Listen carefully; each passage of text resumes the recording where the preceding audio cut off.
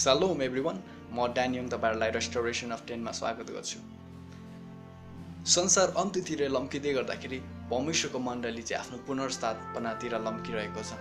प्रभु यीशु ख्रीष्टले आफ्नो मण्डलीको पुनर्स्थापना गर्न सुरु गर्नुभएको छ।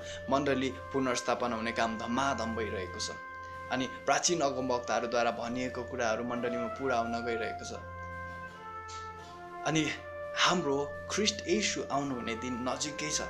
त्यसले गर्दा हामी ख्रीष्ट येशूमा बलियो हुन जरुरी छ। अनि आजको दिनको लागि मसँग परमेश्वरको वचनबाट तपाईहरुसँग बाँड्न केही कुरा छ। पहिलो यूहन्ना 15 अध्यायको 1 र 2, दोस्रो 1 यूहन्ना 4 अध्यायको 17। म पढिदिन्छु तपाईको लागि। यूहन्ना 15 को 1 र 2। साँचो दाखको बोट म हुँ र मेरो पिता किसान हुनुहुन्छ। ममा हुने प्रत्येक हाँगा जसले फल फलाउँदैन उहाँले त्यसलाई छाट्नुहुन्छ र फल फलाउने हरेक हाँगालाई झन् बढी फल फलाओस् भनी उहाँले छिमाउनुहुन्छ। आमेन। यहाँ तीनजना क्यारेक्टर छ, एउटा किसान, एउटा दाखको बोट अनि त्यसमा लागेको हाँगा। यो तीनटा क्यारेक्टर, हाँगाहरू तपाईँ र म हौ। किसान पिता हुनुहुन्छ अनि बोट येशू ख्रीष्ट हुनुहुन्छ। तपाईलाई थाहा छ किसानको जहिले पनि इच्छा र अपेक्षा के हुन्छ, उसले रोपेको त्यो जुन बिरुवा छ त्यसले चाहिँ मनज्ञ फल फलाओस्, उसलाई मनज्ञ फाइदा दियोस्। त पिता पनि इच्छा गर्नुहुन्छ कि यो दाखको यो अङ्गुरको बोटले चाहिँ प्रशस्त फल फलाओस् अनि त्यो अङ्गुरको बोटले चाहिँ आफ्नो हाँगाहरूलाई भरोसा गरेको छ आफ्नो पहिचान दिनलाई। थाहा छ तपाईलाई एउटा कुरा, बोटले कहिले पनि कुनै बिरुवाको पहिचान हुँदैन, त्यस नाम रहँदैन, त्यसको फलले रहन्छ, त्यसको फुलले रहन्छ। ओके, जो चाहिँ हाँगामा लाग्छ। तपाईले कहिले देख्नु भएको छ त्यो फलहरू चाहिँ मेन रुखमा हैन, तर त्यसको हाँगामा। नेबारहरू मेन रुखमा पनि फल्छ, तर अङ्गुरको विषयमा चाहिँ अङ्गुर चाहिँ जहिले पनि हाँगामा फल्छ। त्यसले गर्दा अङ्गुरको पहिचान चाहिँ त्यसको हाँगाले दिलाउँछ, त्यसको फलले, अनि फल हाँगामा फल्छ। त परमेश्वरले हामीहरूले ख्रीष्ट येशूको पहिचान संसारमा दिएको चाहनुहुन्छ। ख्रीष्ट येशूको गुण हामीबाट संसारमा देखिएको परमेश्वर पिता चाहनुहुन्छ।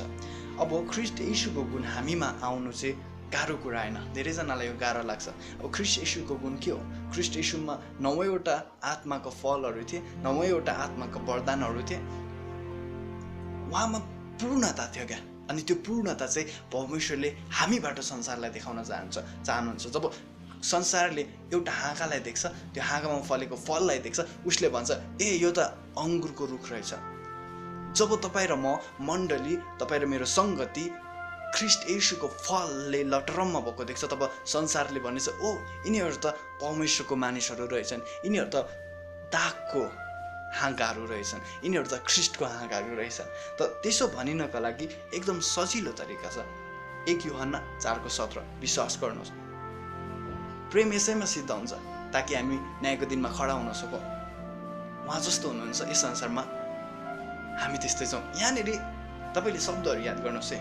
उहाँ जस्तो हुनुहुन्छ भनेको प्रेजेन्ट टेन्स हो, वर्तमान हो। उहाँ वर्तमानमा जस्तो हुनुहुन्छ यस संसारमा भनेको प्रेजेन्ट, यो संसारमा हामी त्यस्तै छौँ। त्यस्तै उहाँ जस्तो हुनुहुन्छ हामी त्यस्तै छौँ। उहाँ कस्तो हुनुहुन्छ त? उहाँ शैतानको पहुँचबाट टाढा हुनुहुन्छ, उहाँलाई रोग लाग्दैन, उहाँलाई रोगले छुन सक्दैन, समस्याहरू त उहाँको अगाडि भुनभुनाउँदैन पनि। उहाँ कस्तो हुनुहुन्छ? उहाँ धार्मिकताले पूर्ण हुनुहुन्छ, पाप रहित। उहाँ कस्तो हुनुहुन्छ? पवित्र आत्माले भरिएको ग्लोरियस जल्दो अनुहार भएको। उहाँ कस्तो हुनुहुन्छ? उहाँको शरीरबाट शक्ति निस्किन्छ। उहाँ कस्तो हुनुहुन्छ? पिताको नजिकको हुनुहुन्छ। त आज तपाईँ र म पनि त्यस्तै छौँ जस्तो उहाँ हुनुहुन्छ।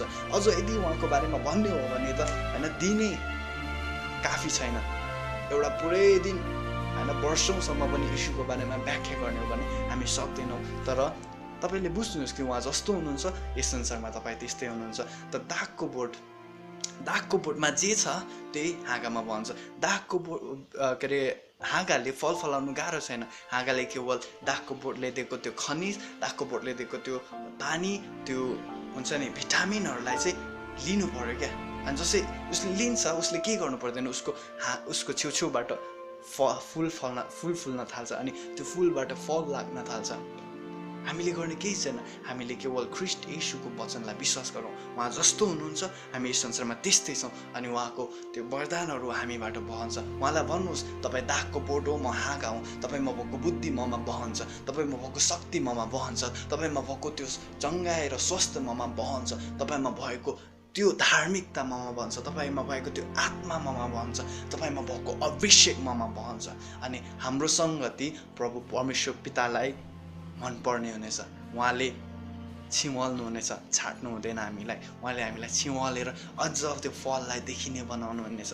परमेश्वरले पितालाई महिमा होस्। आजको दिन तपाईँहरूले यही वचनलाई मनन गर्दै बिताउनुहोस्, किनकि हिब्रू 2:1ले भन्छ हामीले जे सिकेका छौँ त्यसमा अझ बढी ध्यान दिनुपर्छ, नत्र त हामी त्यसबाट भकेर जानेछौँ। त्यसले गर्दाखेरि उहाँ जस्तो हुनुहुन्छ यस संसारमा तपाईँ त्यस्तै हुनुहुन्छ। उहाँ दागको बोट हुनुहुन्छ, तपाईँ हाँगा हुनुहुन्छ। दागको बोटमा जे छ हाँगामा त्यही भन्नुहुन्छ।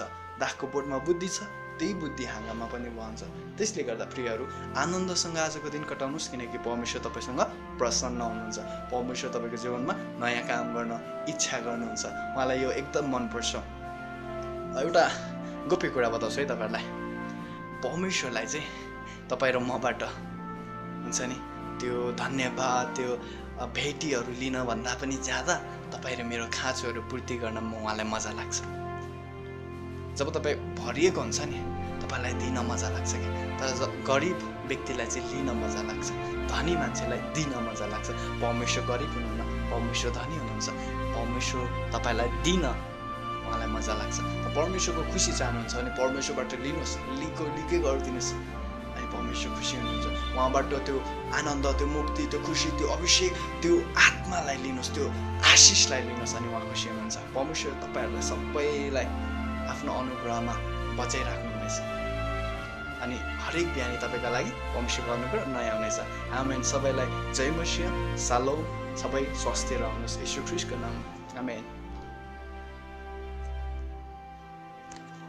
भिडियोलाई अन्तसम्म हेर्नुभएका लागि तपाईँलाई धेरै धेरै धेरै धन्यवाद। अब तपाईँले हामीलाई सब्सक्राइब गरेर बेल आइकन दबाउनुहोला अनि यदि तपाईँलाई भिडियो मन पर्यो भने लाइक गर्नुहोस्, सेयर गर्नुहोस् अनि हामीलाई आफ्नो प्रतिक्रिया कमेन्टद्वारा बताइदिनु होला। धन्यवाद। फेरि भेटौँला।